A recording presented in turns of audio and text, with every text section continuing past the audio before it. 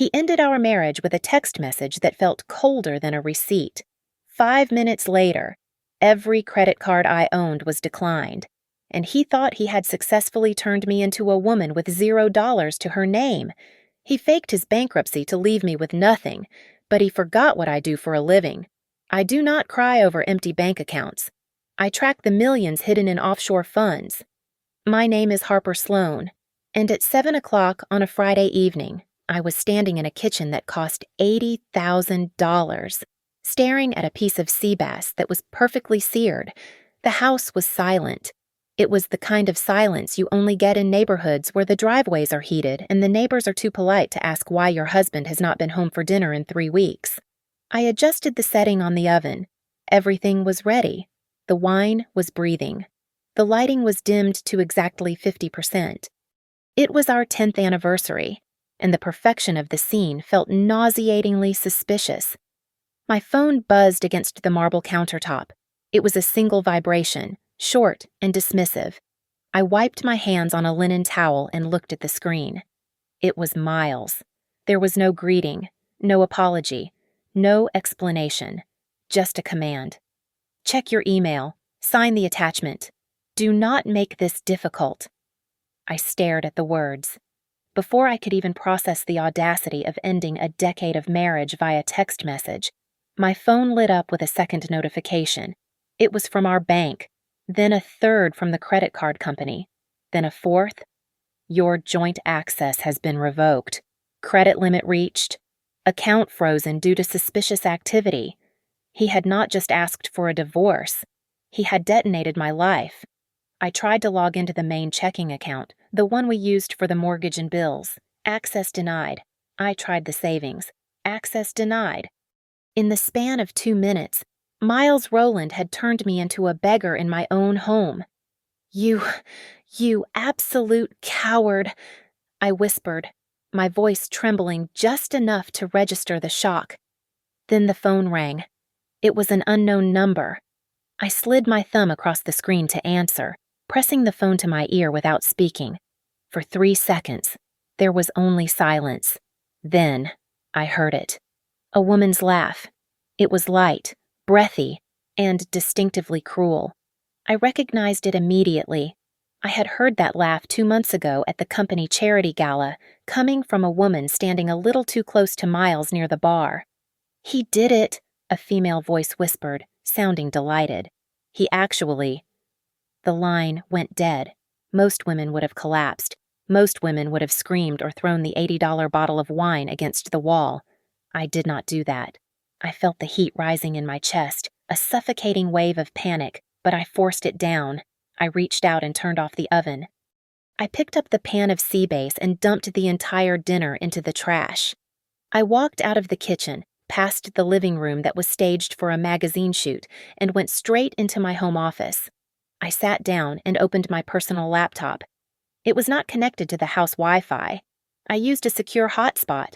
Miles thought I was a trophy wife who spent her days planning luncheons and her nights waiting for him to come home. He forgot that before I was Mrs. Rowland, I was a compliance officer. I navigated to a hidden folder buried deep within the system architecture, labeled simply, Backup Sys Do Not Touch. I clicked it open. It was not system files.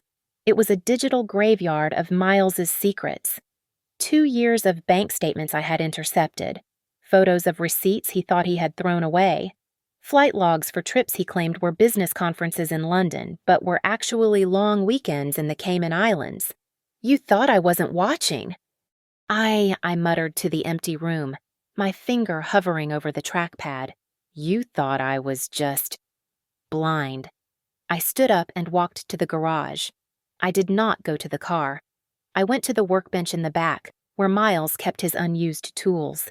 I reached behind a heavy cabinet, finding the loose panel I had loosened 6 months ago. I pulled out a thick, manila envelope.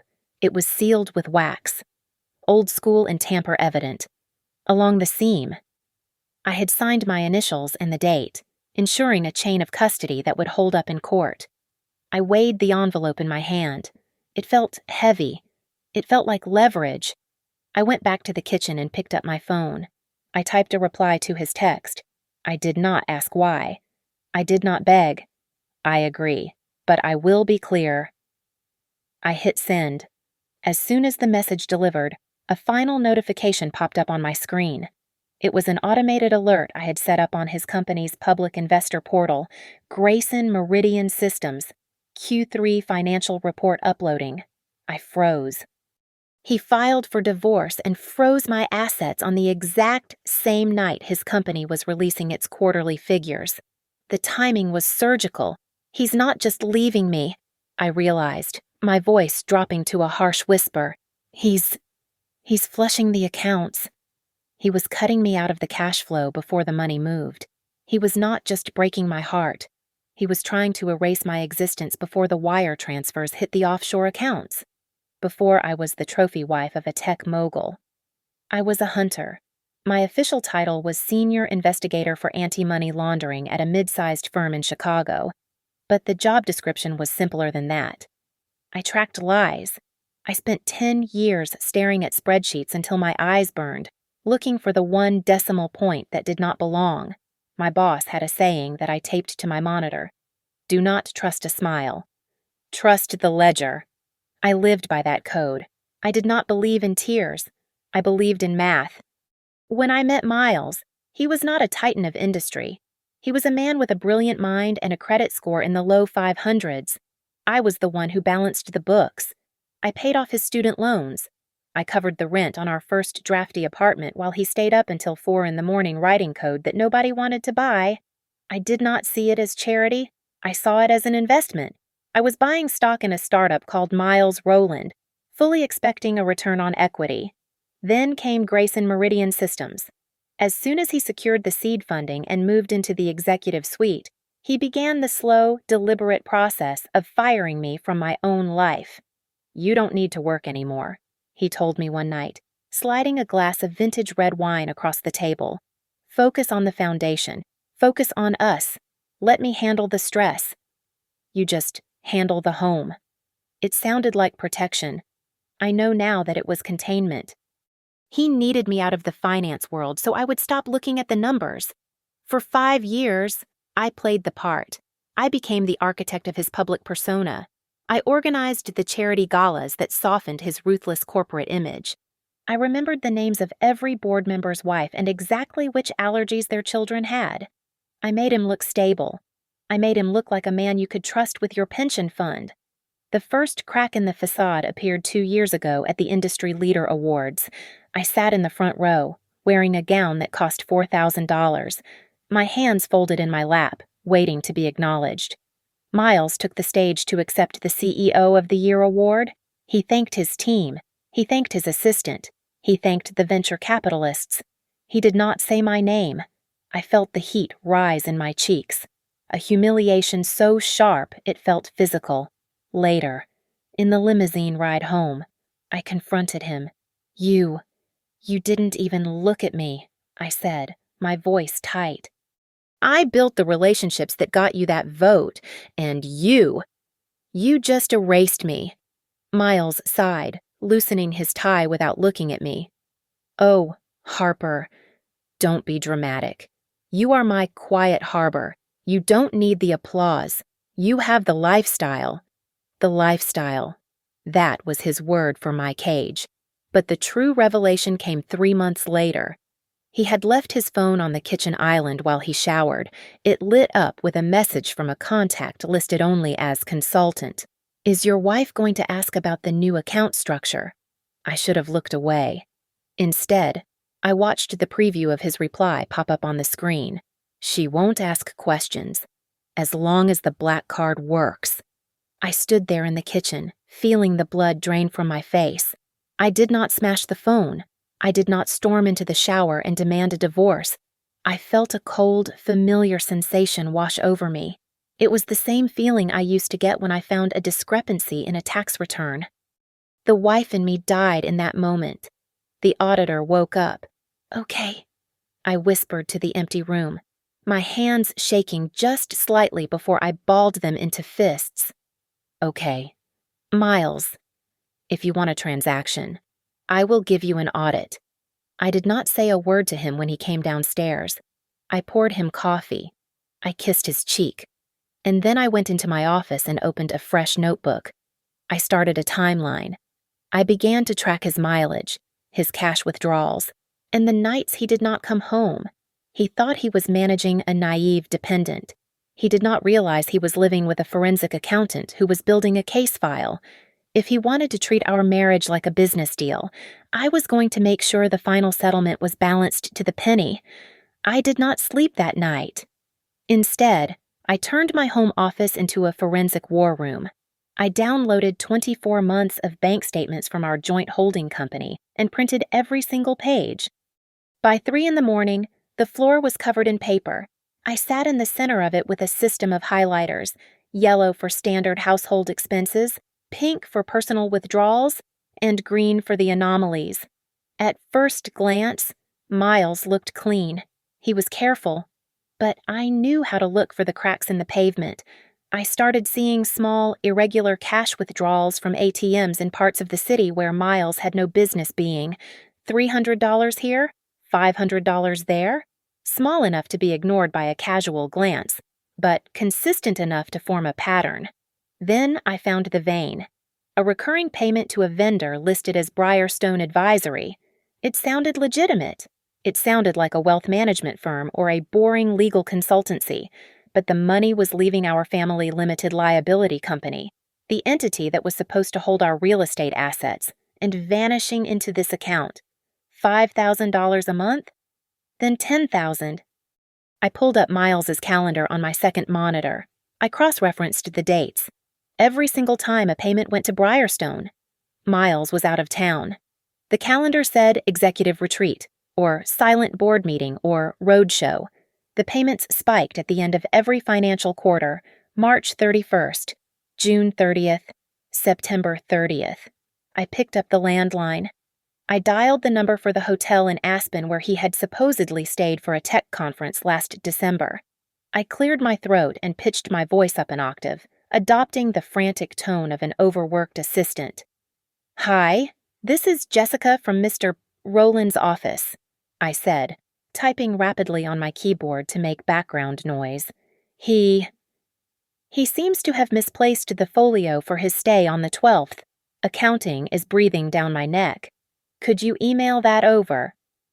The clerk was helpful. They are always helpful when you sound stressed. Of course, Jessica. Sending the bill for the couple's romance package now. I opened the email 3 minutes later. There it was in black and white. Guest names Miles Rowland and Blair Knox. I stared at the name. I did not throw the computer. I did not scream. I felt a cold, sharp clarity settle over me. Blair Knox, I whispered, testing the weight of the name on my tongue. You are not just a mistress. You are a line item. I was not shocked by the infidelity. In our world, affairs are as common as tax audits. I was shocked by the source of the funds. He was using our joint marital assets to fund something that required precision timing with the company's fiscal quarters. This was not just romance. This was structural. I needed a break from the numbers. So I walked down to the garage. The air was cool and smelled of concrete and gasoline.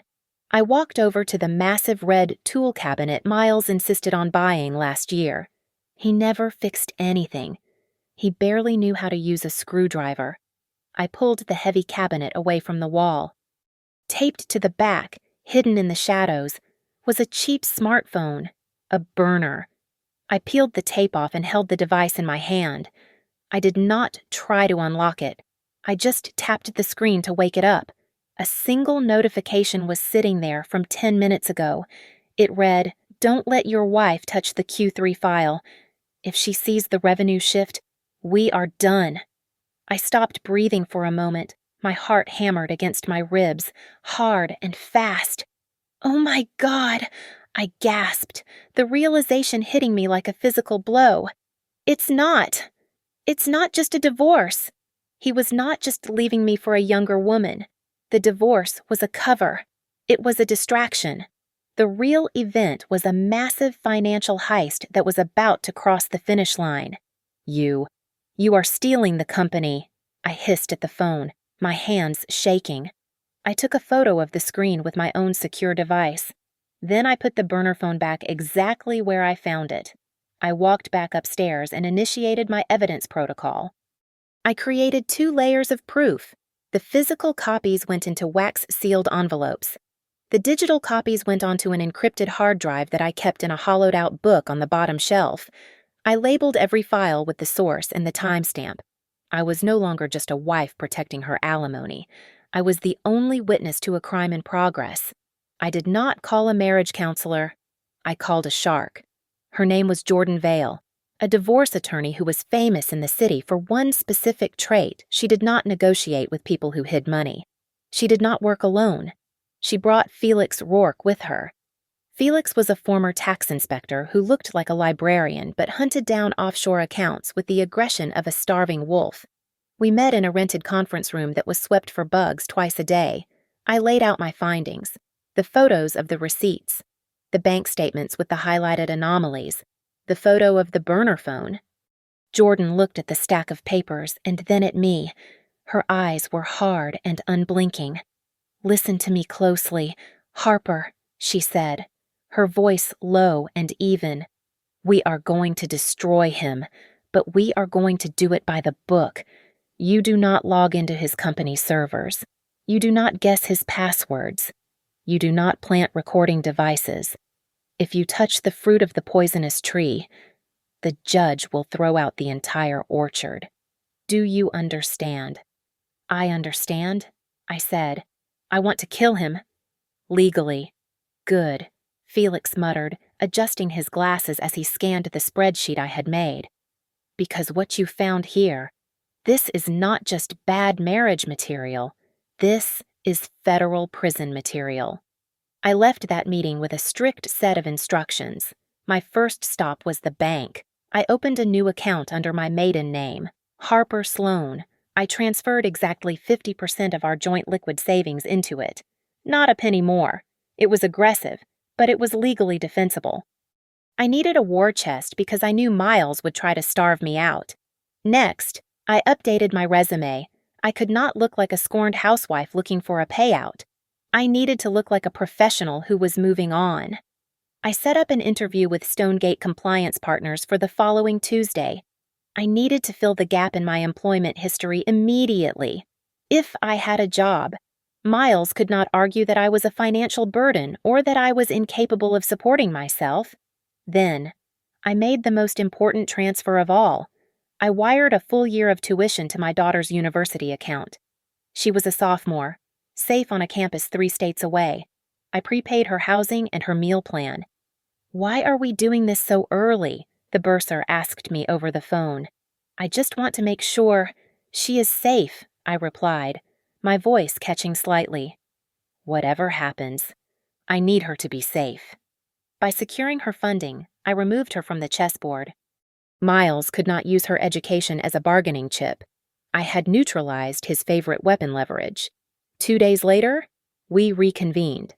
Felix had been digging through the public filings and the data I had legally obtained.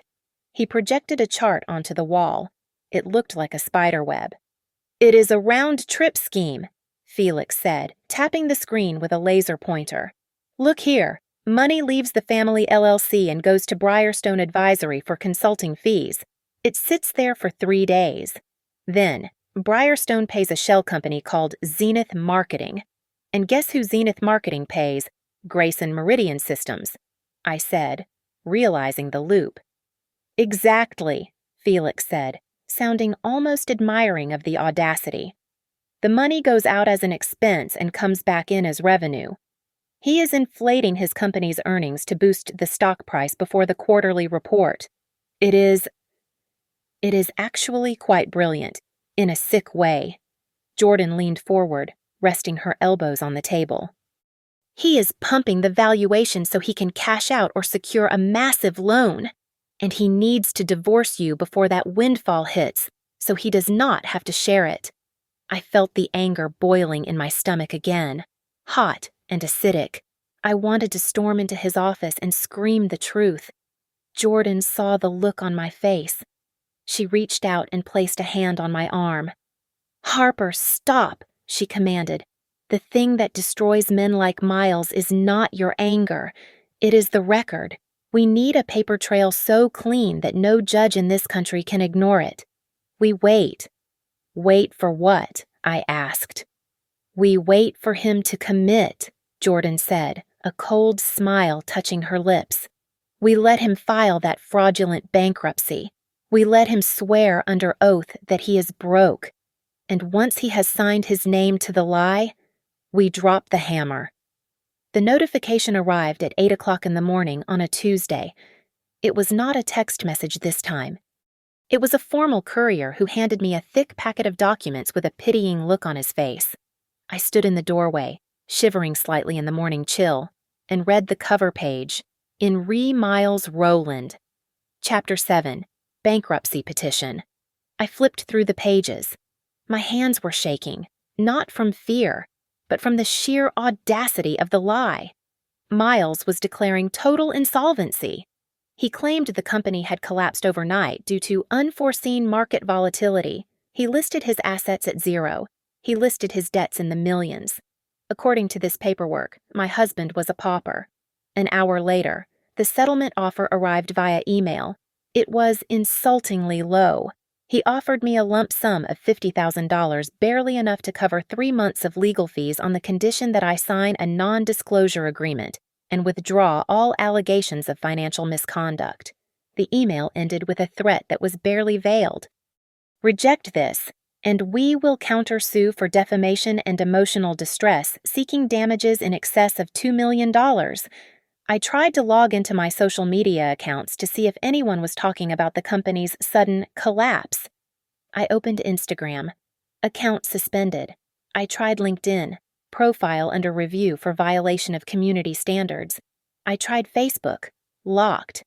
He is erasing me," I whispered, staring at the gray screen. "He is scrubbing me out of the digital world." It was a coordinated attack. A bot farm had reported my accounts en masse for harassment and impersonation. I was being silenced. I walked to the window and looked out at the street. A black sedan was parked 3 houses down. The windows were tinted dark. It had been there yesterday. It was there now. It did not move. It was just sitting there, a silent, heavy presence designed to remind me that I was being watched. I turned on the television. I needed to see how far he would go. I did not have to wait long. Miles was on the business channel, sitting opposite a sympathetic anchor. He looked tired. He had skipped shaving for a day to create the perfect stubble of a man in distress. He was not wearing a tie. "It has been a hard week," Miles said, his voice dropping to a somber register. "The market is cruel, but the personal toll is harder. My wife. She is going through a severe mental health crisis. The spending, the paranoia. It broke the family finances." I stood frozen in the middle of the living room.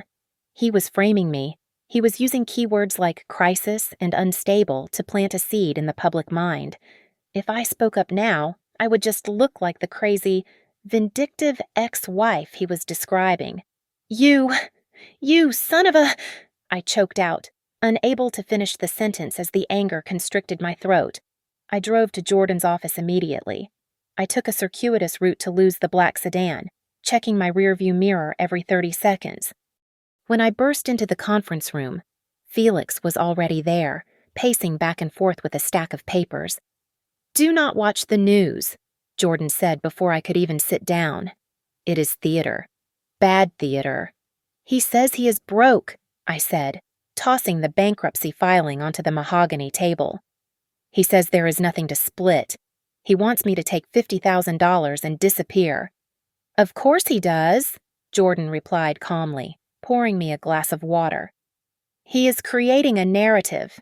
He is setting the stage to reduce his alimony obligations to zero. If he is bankrupt, he cannot pay support. And if you are mentally unstable, your testimony about his finances becomes unreliable." Felix stopped pacing and slammed a document down in front of me. "But here is the mistake," Felix said, his finger jabbing at a line item. "He claims he has zero liquidity. He claims he cannot pay the mortgage. Yet, looking at the back-end transfers, he just paid a retainer to the most expensive crisis PR firm in the city, and he paid his bankruptcy lawyers a flat fee of $150,000 up front.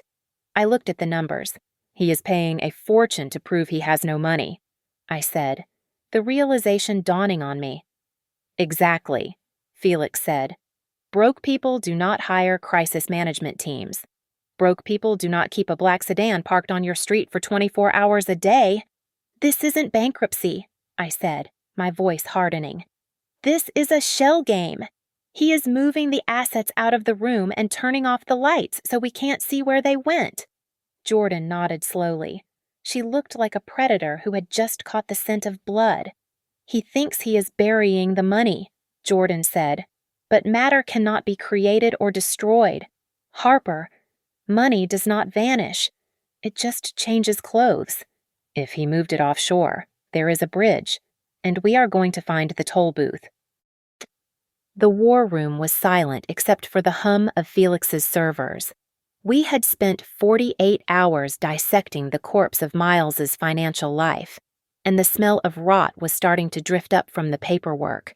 Felix spun his laptop around to face us. On the screen was a grainy street view image of a nondescript strip mall in Delaware. I found Briarstone Advisory, Felix said, adjusting his glasses. It is not a consultancy firm. It is a mailbox. Specifically, it is box number 412 inside a shipping store next to a dry cleaner. Miles has been sending 5-figure checks to a slot in a wall. It is a shell factory, Jordan said, nodding as if she had expected nothing less. He is paying for services that do not exist to lower his taxable income and siphon cash out of the marital estate. She did not waste a second. Jordan drafted an emergency motion for the civil court. Within 3 hours, she had secured a temporary restraining order freezing every visible asset Miles had left behind. He could not sell the beach house. He could not trade his personal stock options. We had locked the doors, but we knew the house was already half empty. I was combing through the appendix of his bankruptcy filing, a stack of papers meant to bore us into submission, when I found a single sheet that had been misfiled. It was a bank fee schedule. Buried in the fine print was a recurring charge for international transaction services. It was vague, but the code next to it was specific. Felix, I said, sliding the paper across the table. Run this Swift code. He labeled it as consulting. But why does a local software company need a correspondent bank in the Caribbean? Felix typed the code in. A moment later, he whistled low and long. It is not just a bank, Felix said. It is a routing point for the Azure Horizon Trust. It is domiciled in the Cayman Islands. The structure is incredibly tight. You do not just open an account there. You have to be invited. He is moving it offshore, I said, feeling the blood pound in my ears. He is crying poverty here while he builds a castle on an island. But the deception was not just about hiding assets. It was about creating fake debts. Jordan pointed to a creditor listed on page 50. Miles claimed he owed $2 million to a company called Apex Holdings for a failed venture investment. Look at the incorporation date of Apex Holdings, Jordan said, tapping the paper with her pen. It was formed 3 weeks ago, 2 days before he asked for the divorce. He is inventing creditors to dilute the asset pool so there is nothing left for you. It gets worse, Felix added.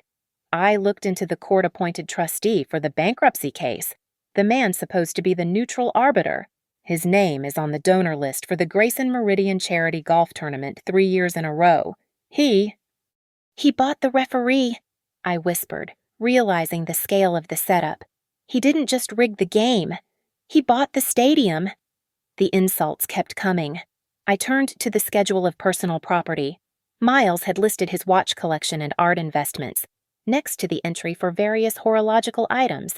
He had written, nominal value E, replicas, $0.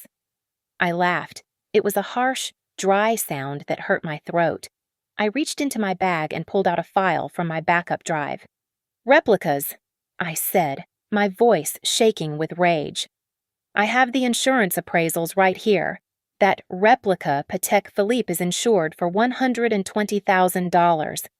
The art in his office, it is insured for $500,000. He is lying under oath on a federal form. We have him on perjury, Jordan said, her eyes narrowing. But we need the money trail. I think I found the bridge, Felix said. He was looking at a complex graph of blockchain transactions. I started tracking the dates of Miles's business trips against crypto ledger entries. Every time Miles goes to San Francisco, a deposit hits a cold wallet. The wallet is not in his name. It is registered to a trust whose beneficiary is a 19-year-old student. Who is the student? I asked. The nephew of Blair Knox, Felix replied. I closed my eyes. He was using his mistress's teenage nephew as a mule for cryptocurrency. It was reckless. It was arrogant. He thinks he is smarter than the system, Jordan said, standing up and gathering the files. He thinks bankruptcy is a shield. He is wrong. Bankruptcy is a spotlight. He just invited the federal government to look at his empty pockets. We are going to show them the holes where the money fell out. So, what do we do? I asked. We stop playing defense, Jordan said. We don't just contest the divorce. We blow up the bankruptcy. I did not fire a gun. I fired a spreadsheet. At 9 o'clock on a Wednesday morning, I hit send on 3 separate encrypted emails. I did not send the raw data. I knew better than that. If I released proprietary company data, they could sue me for corporate espionage. Instead, I sent an index of evidence. It was a polite, itemized list of every discrepancy, every offshore routing number, and every falsified invoice I had found, referenced by date and time. I sent the first copy to the Grayson Meridian Internal Ethics Committee. I sent the second to their independent external auditors. And I submitted the third through the secure whistleblower portal of the Securities and Exchange Commission. Simultaneously, Jordan walked into the federal bankruptcy court and filed a motion to appoint an examiner. The filing was public record. It contained phrases like fraudulent conveyance and concealment of assets. By noon, the world began to burn. I sat in my living room and watched the stock ticker on the business news channel. Grayson Meridian Systems started the day at $42 a share. By lunch, it was trading at $31. The volume of the sell-off was violent. The anchor on the screen looked serious. Rumors of accounting irregularities are swirling around the tech giant, the reporter said. The board has called an emergency meeting to address the allegations. My phone began to vibrate. It was Miles. Then it rang again. And again. The screen lit up with his name 12 times in 20 minutes. I did not answer. I did not decline the calls. I simply took a screenshot of the call log each time his face appeared. Let it ring. I whispered to myself, watching the phone dance across the coffee table. You are not calling to apologize. You are calling to scream. At 2 o'clock, a courier arrived with a letter from Miles's corporate counsel. It was not a settlement offer. It was a demand letter. It accused me of theft of trade secrets and unauthorized access to protected systems. It demanded the immediate surrender of all my electronic devices. I called Jordan. Her voice was calm, almost bored. This is the scare tactic, Jordan said. He is trying to make you look like a criminal so he can suppress the evidence. Harper, listen to me. Do not delete a single file. Do not organize your desktop. Do not even clear your browser history. If you delete one email, they will claim spoliation of evidence. You freeze everything.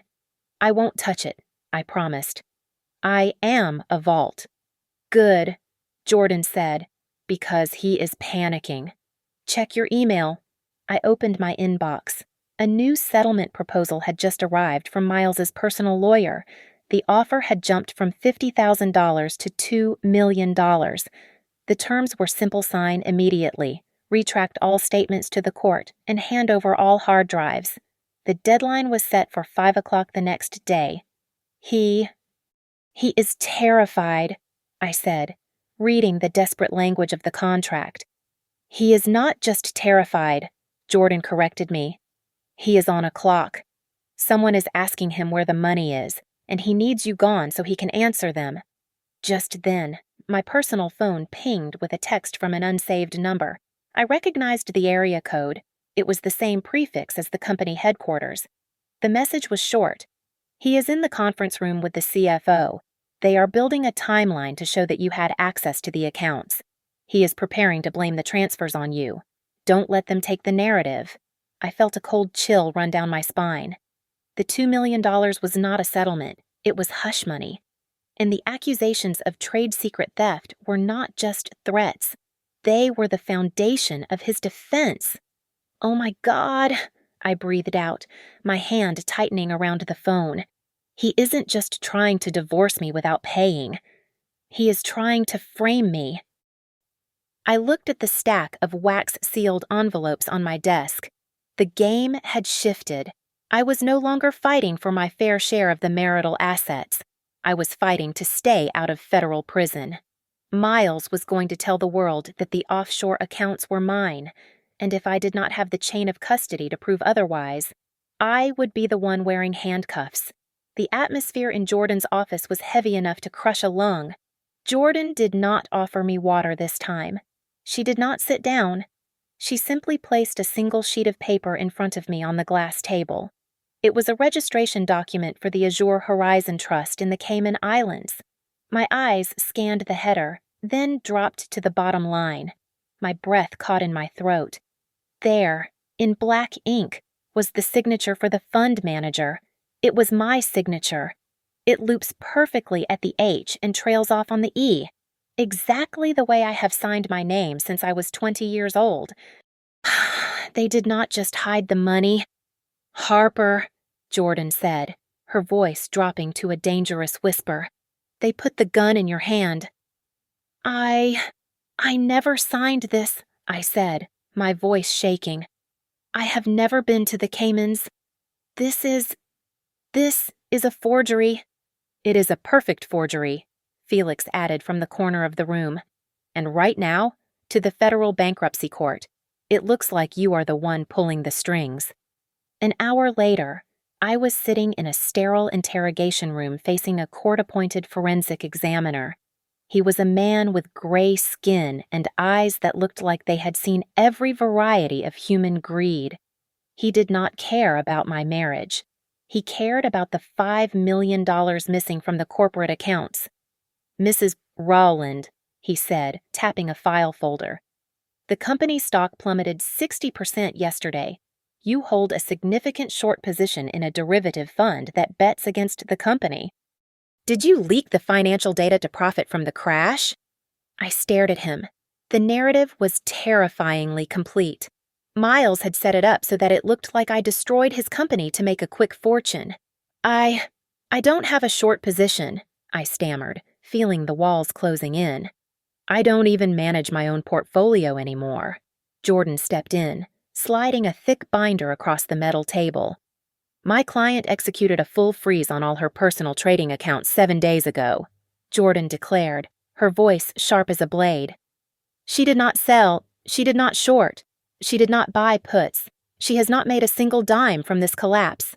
In fact, she has lost half her net worth on paper in the last 24 hours. Does that look like an insider trade to you? The examiner frowned, opening the binder. He saw the time-stamped logs of my freeze request. He saw the zero profit statement. Then explain the signature on the offshore account, the examiner demanded. It is dated November 12th at 2:30 in the afternoon. Felix stood up. He connected his laptop to the room's monitor. I am glad you asked about the date, Felix said.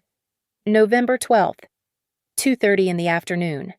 He pulled up a digital receipt and a security camera still frame. At exactly that time, Harper Rowland was physically located inside a specialized storage facility accessing her safety deposit box. Felix explained. This facility requires a biometric hand scan and a retina scan to enter. Here is the log from the bank. She was inside the vault for 45 minutes. There is no cellular service inside the vault. She could not have digitally signed a document in the Caribbean while she was physically locked in a steel box in Chicago. The examiner paused. The alibi was ironclad. If she didn't sign it, the examiner asked, then who did?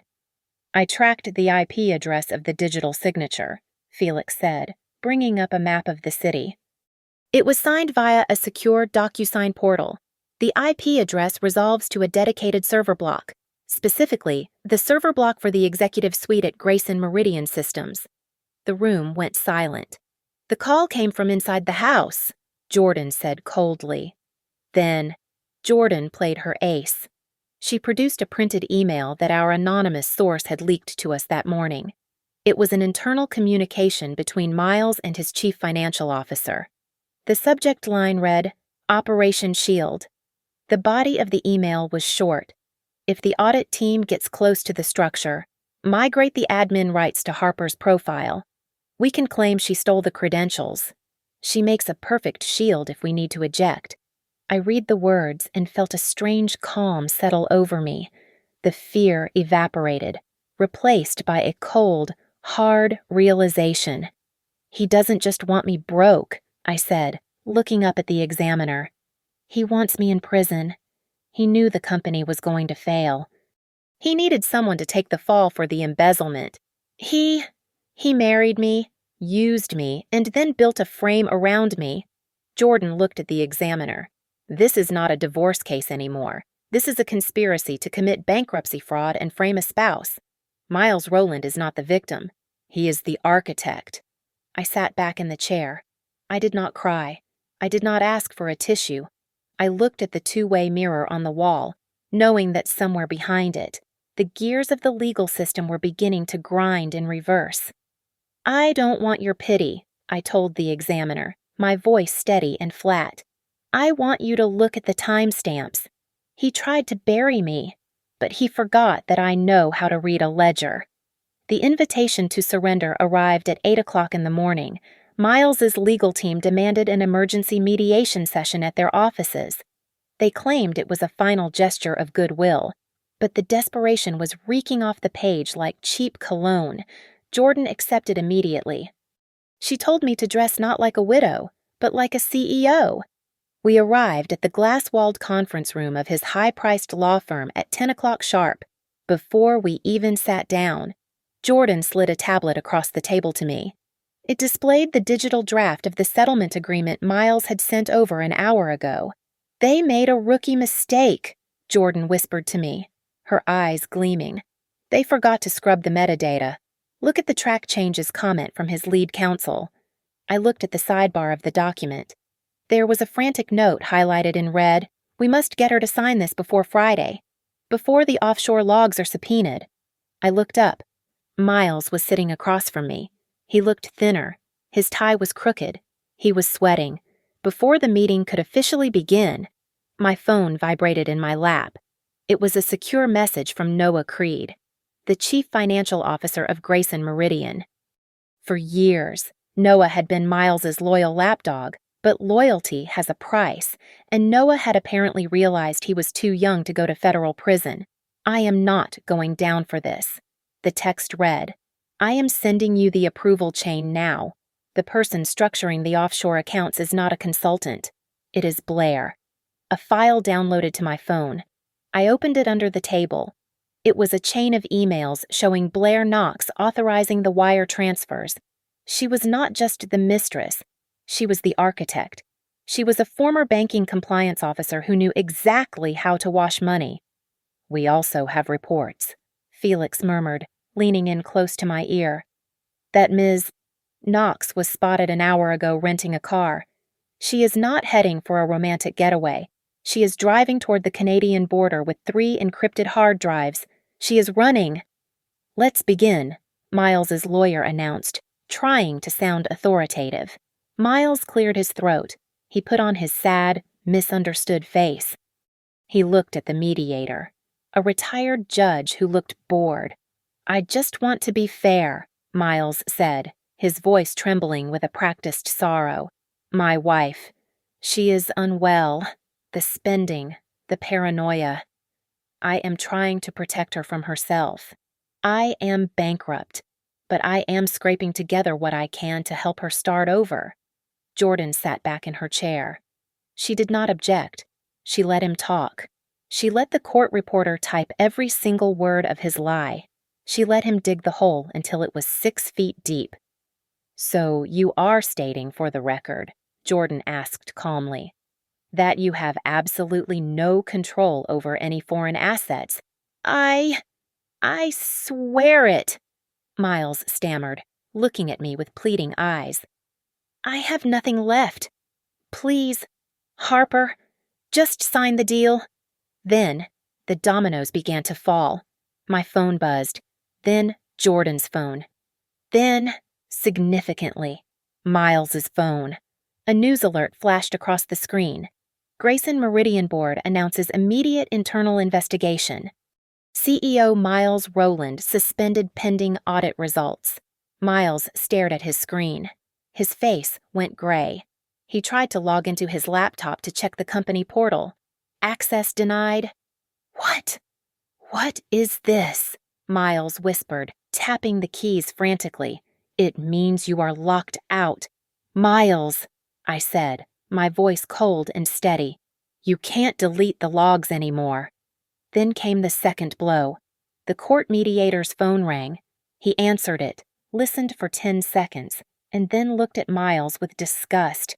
"That was the clerk of the bankruptcy court," the mediator said, standing up. "The trustee managing your case has just been removed by a federal judge. Apparently, there were some very suspicious personal transactions found in his accounts linking back to your shell companies. The court is appointing a federal examiner with expanded powers to seize evidence." The room went deadly silent. The air conditioning hummed, sounding like a jet engine in the quiet. Miles looked at his lawyer, then at me. The mask of the grieving husband fell away, leaving only the terrified face of a criminal who had run out of road. Jordan reached into her briefcase and pulled out a single document. She slapped it onto the table. It was not a settlement. It was an affidavit. "We are done negotiating the divorce," Jordan said, her voice ringing off the glass walls. "This is an affidavit admitting that Harper's signature on the Cayman documents was forged by you and your associates. It admits that she had no knowledge of the embezzlement." I can't sign that," Miles choked out, sweat dripping down his temple. "If I sign that, I go to jail." Jordan leaned forward, her eyes locking onto his. "You are going to jail regardless, Miles," she said. "The only question is whether you go to jail for 10 years or 20. You sign this right now. Or I walk out of this room and hand the entire unredacted evidence package to the FBI agents who are currently parking their cars in the lobby." Miles looked at the door. He looked at his lawyer, who had turned his back on him to pack his briefcase. He looked at me. "Harper," he wheezed, his voice barely audible. "Please, we were partners. Sign it," I commanded. "Sign it, or I burn it all down." The final hearing was a collision of 2 separate legal disasters, the bankruptcy court and the divorce trial. We sat in a federal courtroom that smelled of floor wax and old wood. Miles sat at the defense table, looking like a man who had not slept in a week. He was still clinging to his script. He stood up when the judge entered and adjusted his suit, trying to project the image of a broken, honest businessman. "Your Honor," Miles said, his voice cracking with practiced emotion. "I am here with empty pockets.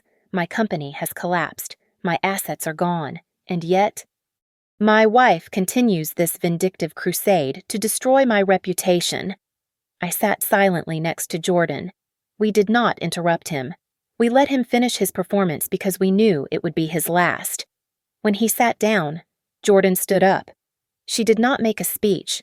She simply approached the bench with a heavy binder. "Your Honor, the respondent claims poverty," Jordan said, her voice cool and precise. "We are here to prove fraud." She laid out the timeline. It was a masterpiece of forensic accounting. She showed the judge the IP logs from the executive suite, proving that the digital signature on the offshore account had been created inside Miles's office while I was verified to be inside a bank vault. She showed the email approvals for the wire transfers, authorized by Blair Knox. Then, the doors at the back of the courtroom opened. Noah Creed walked in. Miles turned around, and I saw the color drain from his face. His loyal CFO had turned state's witness to save his own skin. Noah took the stand and did not look at Miles. The bankruptcy was not a result of market forces, Noah testified, his voice flat. It was a strategic insolvency. We were instructed to delay revenue recognition and accelerate expenses to create a paper loss. The goal was to devalue the marital estate before the divorce settlement. And the assets, Jordan asked. Moved to the Azure Horizon Trust.